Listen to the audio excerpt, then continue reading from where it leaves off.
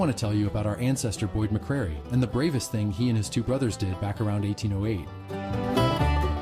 It was autumn in Buncombe County, North Carolina. Boyd was 10 years old, his brother Joel was 12, and little Hiram was just 8 years old. Their mama, Charity, had died, and their father had remarried a woman named Elizabeth Burton, who was not nice to them. The boys were always hungry, always cold, always working. And so, before dawn on an autumn morning in 1808, three young brothers left their home with nothing but each other and headed west into the mountains. They had no food, no money, no plan, just hoped that somewhere out there the world might be kinder. For days they walked west through the Blue Ridge Mountains, through Haywood, Jackson, and Swain counties. When they were hungry, they would skin rattlesnakes and trap squirrels, and at night they would sleep under the stars. The mountains grew taller and steeper. They eventually crossed into Tennessee, climbing higher and higher. After scaling what seemed like the highest and emptiest mountain in the world, they looked down and saw a valley they'd never imagined, a far mountain valley with a river running through it.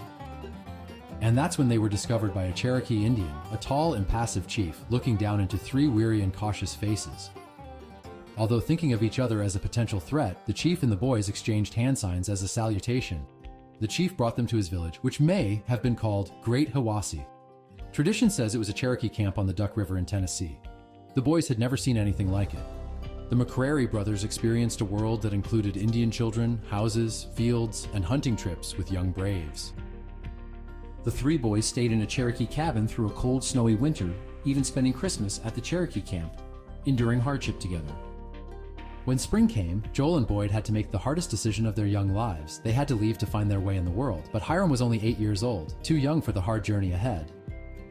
Joel and Boyd left their younger brother Hiram with the Indian chief, and the young boy was adopted by the tribe. Boyd and Joel left Tennessee and traveled north to Ohio. They heard their Aunt Phoebe had walked from North Carolina to Ohio without wearing shoes, and she settled there with her family. Joel did not stay long and left Boyd alone in Ohio and eventually walked back to North Carolina.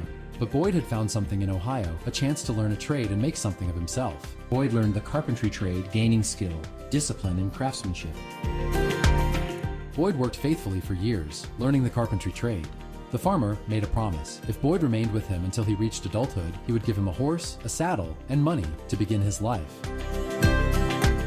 Boyd remained in Ohio until he was 21 years old, becoming a master craftsman. The Ohio family, namely the boys, became so attached to Boyd that the old man begged him to stay. The man kept his word and paid Boyd as promised. When Boyd got his pay around 1819, he saddled his horse and prepared for a log journey on horseback. Boyd rode his horse from Ohio back to North Carolina, a journey of about 400 miles that took 10 days. Every mile brought him closer to the place he'd run from as a starving boy of 10. He returned to the mountains that had shaped him, settling near Hooper's Creek by Fletcher in North Carolina. There, he farmed, worked the land, and began the life he had once only dreamed about. The three boys who ran away with nothing but each other had all found their way. Hiram lived among the Cherokee, married Nanny Hildebrand, who was the chief's daughter, and he eventually walked to Missouri with the Cherokee Indians. Joel McCrary had a family and lived in Alabama. And Boyd built a life in North Carolina using the skills he'd learned and the strength he'd always had. They'd made a promise as boys that they'd take care of each other no matter what came. And they kept that promise, even when keeping it meant letting go. Three boys who ran away from cruelty and found kindness in unexpected places, who were helped by strangers who became family, who learned that home isn't where you're born, it's where you're loved. The boys learned that if you work hard and be brave, life will take you to where you want and need to go. And that's a story worth remembering. That's the story of the McCrary brothers and their amazing adventure.